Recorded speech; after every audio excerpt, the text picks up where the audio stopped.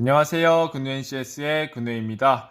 오늘은 저번 시간이어서 2018년도 5급 피셋 자료 해석 36번부터 40번까지 한번 풀어보도록 하겠습니다. 가장 어려운 파트라고 할 수 있고요. 그렇기 때문에 시간도 많이 걸리실 겁니다. 그리고 사고력과 논리를 충분히 가지고 계셔야 풀만하다 이렇게 느끼실 거고요. 계산 피지컬도 중요하지만 그것만으로는 해결이 다 안 될 거니까 사고력 충분히 가져가시면 좋을 것 같습니다. 그럼 36번 한번 풀어볼게요. 사업에 지원한 유치원 있고요. 옳은 것만 골라라고 있습니다. 표는 유치원 현황, 유치원 5개 있고 원화수부터 해가지고 여러 가지 정보들이 있네요. 여유면적이라고 함은 유치원 총면적에서 교실 빼고 놀이터 빼야 된다. 그리고 선정 절차는 1단계, 그리고 2단계가 있는데 1단계는 4개 조건이 있는데 교실, 교사, 차량, 여유면적 조건이 있구나 정도 파악하고 보기 풀면서 필요한 정보들 얻어가는 식으로 하면 될 것 같습니다. 기억부터 가볼게요. A는 교사, 차량, 여유면적 조건을 충족하냐라고 물었어요. 교사, 차량, 여유면적인데 A가 있죠. 일단은 교사부터 보면은 1인당 15명 이하여야 된다. 12명이죠. 12명이면 15명 이하 충분히 될 거고요. 차량은 한 대당 100명 이하, 세대니까 또 충분히 가능하겠죠. 그리고 여유면적은 650 이상인데 빼주면은 1400이 남고 450을 빼더라도 950이 남아서 A 유치원은 교사 차량 여유면적 조건을 충족하고요. 그러면은 이제 교실 조건도 한번 보고 넘어가면은 좋을 것 같아요. 왜냐면은 A가 1단계를 통과하는지 안 하는지를 봐도 괜찮을 것 같거든요. 그럼 교실 조건은 5개 있는데 132명이죠. 근데 25명 이하여야 되는데 25명이면 125명까지 가능한데 132명이기 때문에 교실은 충족이 안 되는구나. 그래서 A는 1단계에서 탈락이구나 라고 생각하고 그 다음 선지로 넘어가는 게 좀 좋을 것 같습니다. 자, 니은 보면은 갑 사업에 최종 선정된 유치원은 D이다. 근데 니은을 풀려면은 일단 B, C, D를 다 봐야 돼요. 그러면은 시간이 꽤나 많이 걸린다고 생각이 들겠죠? 그러면은 이 여러 개의 유치원을 보는 것보다는 하나의 유치원만 물어보는 단일 선지를 푸는 게 좀 더 유리할 것 같습니다. D급 보면은 C만 물어보고 있죠. C는 원화수를 15% 줄이면 차량 조건을 충족하게 된다라고 물어봤어요. 그럼 C는 차량이 한 대이기 때문에 100명까지는 커버가 가능해요. 근데 120명에 15%를 줄이면 될지 안 될지 보면은 이거 12 더하기 6이니까 18명이죠. 그럼 줄여도 102명이 돼요. 그렇기 때문에 15%를 줄여도 차량 조건을 충족할 수 없구나 해서 디귿은 틀렸습니다. 그럼 니은은 시간이 많이 걸릴 것 같은데 안 풀어도 맞는 선지가 돼버리죠. 우리 니을만 한번 해결해 볼까요? 자, 비유치원이 고사경력 4.0년 이상인 중교사 6명을 증원한다면 갑사업에 최종 선정되느냐. 일단 니은이 우리가 맞는 것을 알았기 때문에 최종 선정은 지금은 D 유치원이 최종 선정되는 것으로 확인했습니다. C는 나가리 됐고요. 그랬을 때 B가 될 수 있는 조건이 교사 조건만 채우면 되는지 요걸 확인하면 되는데요. 근데 언급이 없는 E는 봐야 될까요?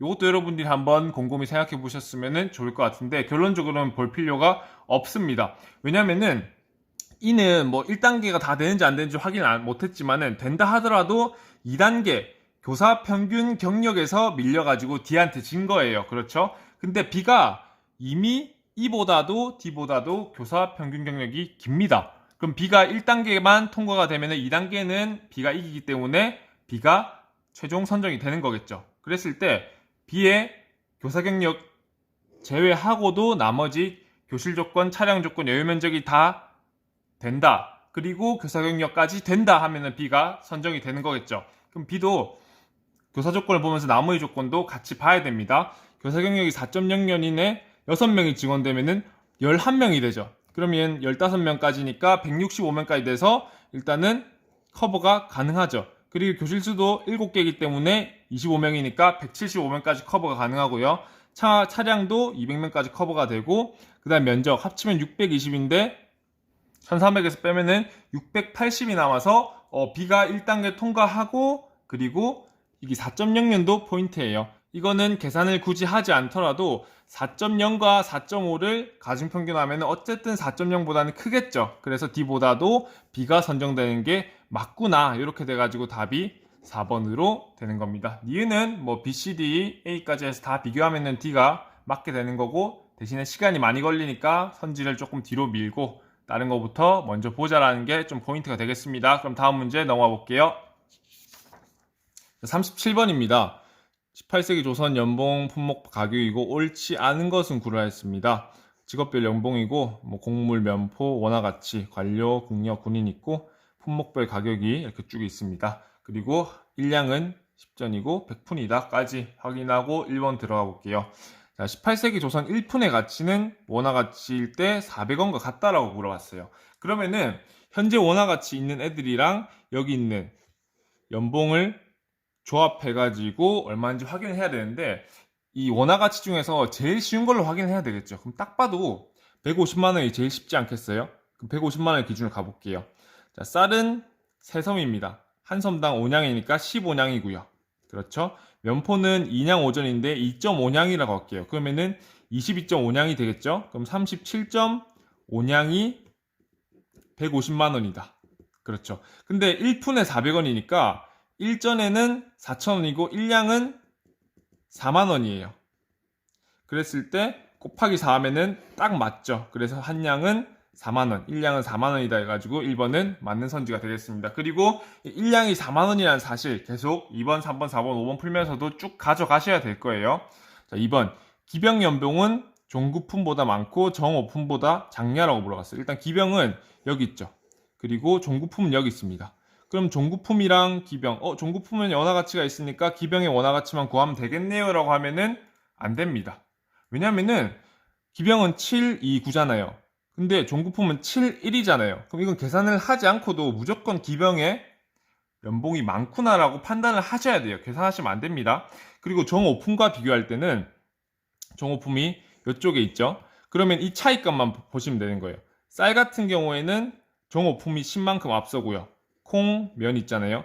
9, 마이너스 1 이런 식으로 정오품의 기준에서 보시면은 좋겠다라는 느낌입니다. 그러면은 쌀이 한 섬에 5냥이니까 여기는 50냥이죠. 그렇죠? 근데 면은 아까 우리 9개 하면서 알았죠. 22.5. 근데 콩 해봤자 뭐 7냥 정도밖에 안 되기 때문에 마이너스 7 해봤자 쌀 쪽의 파워가 더 크기 때문에 정오품의 연봉이 높구나. 그래서 기병은 종구품보다 많은데 정오품보다는 작다라고 판단을 하시면 되겠습니다. 3번 가볼게요. 정일품 관료의 12년치 연봉은 100칸 기하직 가격보다 적냐라고 물었어요. 자, 100칸 얼마예요? 21 곱하기 100 해주면 되죠? 65냥 되겠습니다. 그렇죠. 그 12년치 연봉은 뭐 굳이 막 변환하지 말고 일단은 해보세요. 한 5,800에다가 더 더해주니까 한 7천만 원 정도 되겠죠. 그리고 2165냥. 근데 얘를 곱하기 4 하면은 만 원이 나온다. 왜냐면은 1량은 4만 원이니까. 그럼 얘는 8천보다 크잖아요. 그러면 기하집 가격이 더 높고 정일품 12년치 연봉이 더 적죠. 그래서 3번도 맞는 선지가 되겠습니다. 할만하죠? 상공 연봉은 보병 연봉의 2배 이상이냐라고 물었어요. 자, 보병은 150 나와 있잖아요. 그럼 상공이 300보다 넘는지 안 되는지만 판단하시면 좋아요. 그리고 쌀이 여기 있는데 쌀이 5냥이면 20만 원이잖아요. 그럼 그대로 계산해 볼게요. 220이죠. 근데 콩도 해봤자 한 30만 원 정도 안 되지 않겠어요? 그럼 합치면 250이잖아요. 그럼 300보다 안 되니까 2배 이상이 아니구나 해서 답을 4번으로 확인하시면 되겠습니다. 마지막 5번. 나인의 1년치 연봉을 살 수 있는 소고기는 40근 이상이냐? 자, 소고기 한 근 7전이죠. 0.7량이죠. 얼마예요? 2.8만 원 되겠습니다. 그러면 40근이면은 2.8에다가 40 곱하면 되는 거죠. 그럼 얼마? 56 곱하기 20이고 얘는 112만 원이구나. 근데 나이는 128만 원 정도 받으니까 40근 이상 살 수 있는 거 맞구나 라고 하시면은 37번 뭐 그렇게 어렵지는 않은 것 같아요. 뭐 36번부터 40번까지 문제 중에서는 난이도가 뭐 그렇게 높지는 않다 판단하시고 다음 문제 가보겠습니다. 다음 38번입니다. 갑국 인구랑 노령화 자료고 옳은 것만 고하라고 했어요. 인구 구조 및 현황 및 전망이고 1000명의 퍼센트, 유소년, 생산 가능, 노인 인구, 인구수랑 구성비 각각 있고 연도는 이렇게 5개가 있습니다. 2020과 30은 예상치라고 했는데 18년도 문제니까 예상을 해야 되겠죠. 그리고 노년 부양비와 노령화 지수 있네요. 노년 부양비는 생산분의 노인이고요. 노령화 지수는 유소년분의 노인이 되겠습니다. 그럼 기억부터 한번 볼게요. 자, 20년 대비 30년의 노인 인구 증가율은 55% 이상으로 예상이 된다. 묻고 있어요. 그럼 찾아가 볼까요? 20년에는 노인 인구가 딱 나와 있어요. 근데 30년에는 딱 나와 있지 않아요. 그럼 이걸 구하는 방법이 두 가지가 있는데 첫 번째는 인구에서 유소년 빼고 생산 가능 인구 빼면 돼요. 근데 이거는 계산이 좀 더 길어지겠죠. 그래서 저는 구성비를 바로 곱할 거예요. 그리고 총인구를 48941인데 그냥 편하게 4구로 보세요. 요거 곱하면 된다는 겁니다. 얘를 50 빼기 1로 보면은 1400 빼기 28이 될 거고 얼마예요? 1372가 나오겠죠. 이 정도 계산은 간단하게 하실 수 있겠죠.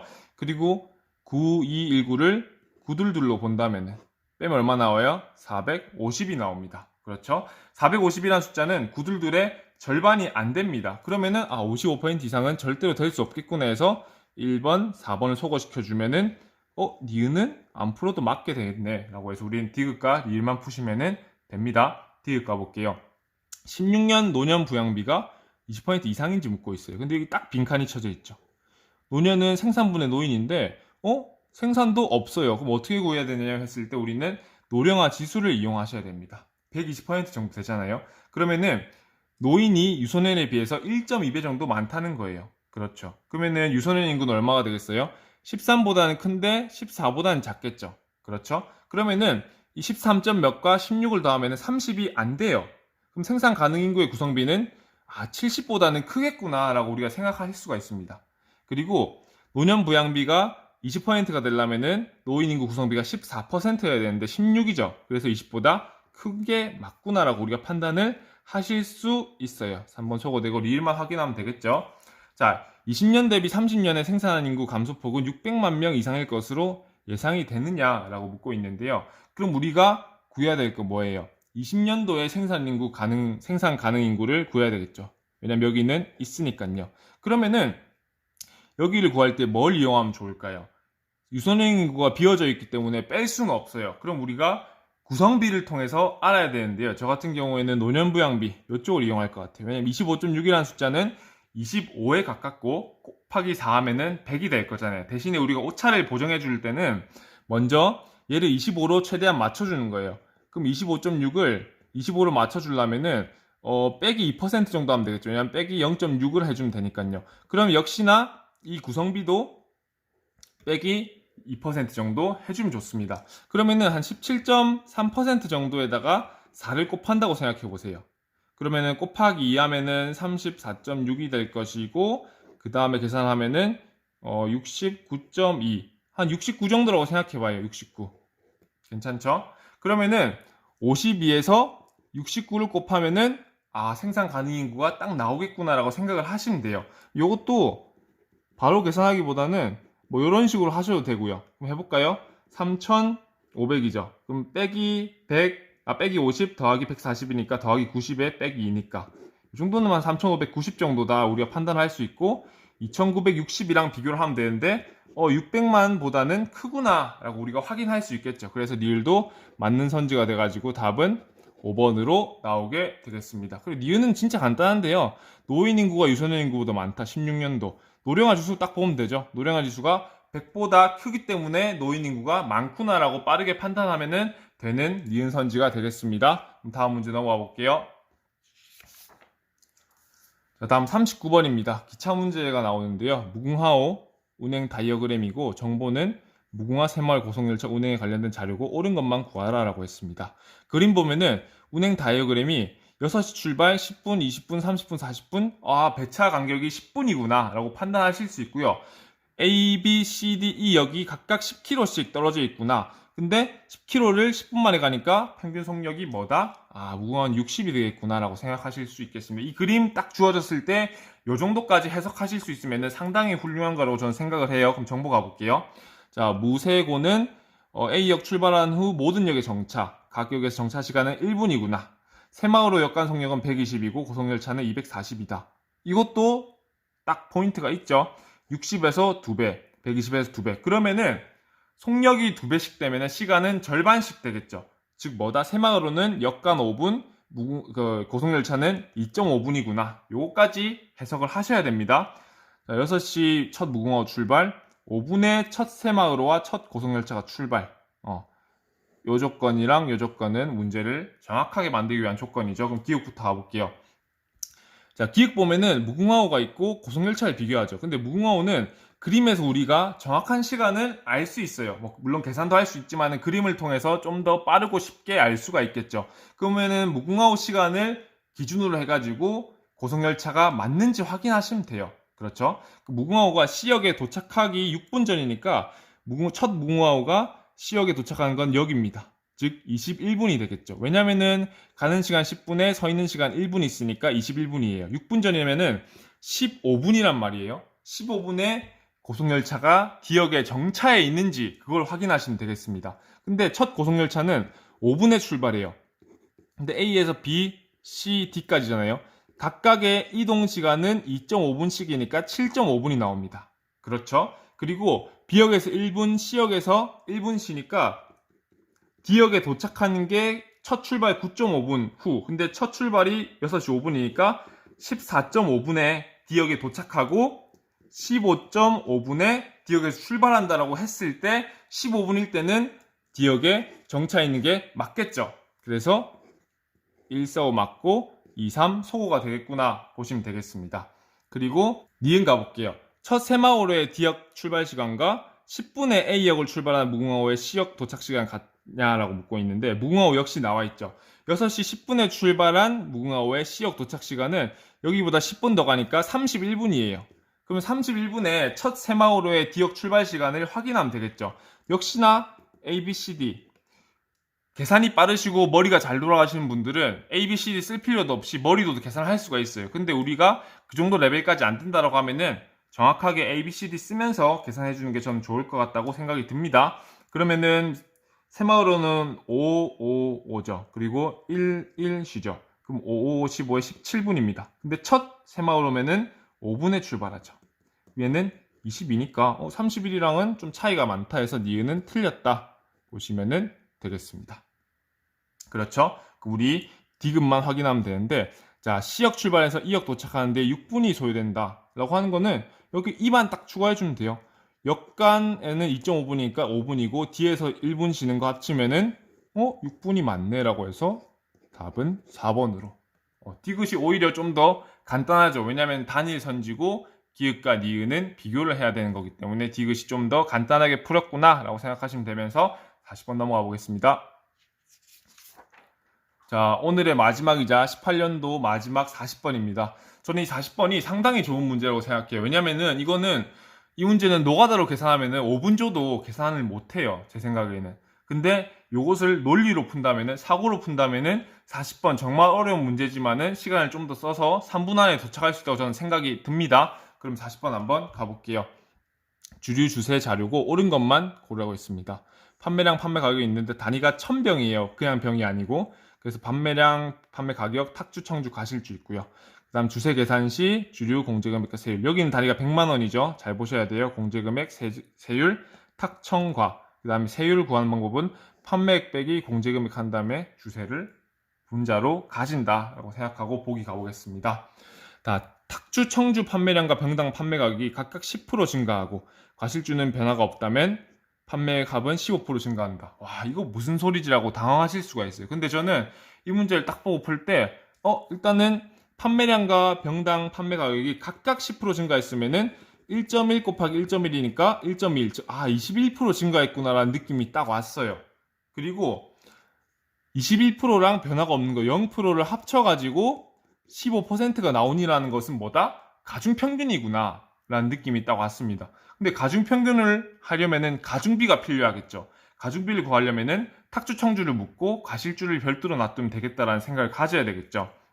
그랬을 때 탁주는 1500에 1500이니까 2250. 왜냐면은 1.5 곱하기 15 곱하기 15의 제곱이라고 생각하시면은 225 빠르게 나오겠죠. 그리고 뒤에 000이 더 붙는데 요거는 그냥 100만 원이라고 우리가 생각을 할게요. 앞으로도 단위를 다 100만 원으로 생각하겠습니다. 왜냐면은 여기 100만 원이 나오잖아요. 즉 100만 원으로 물어볼 것이다 라는 우리가 생각까지 사고까지 하셔야 되겠습니다. 그리고 청주는 뭐예요?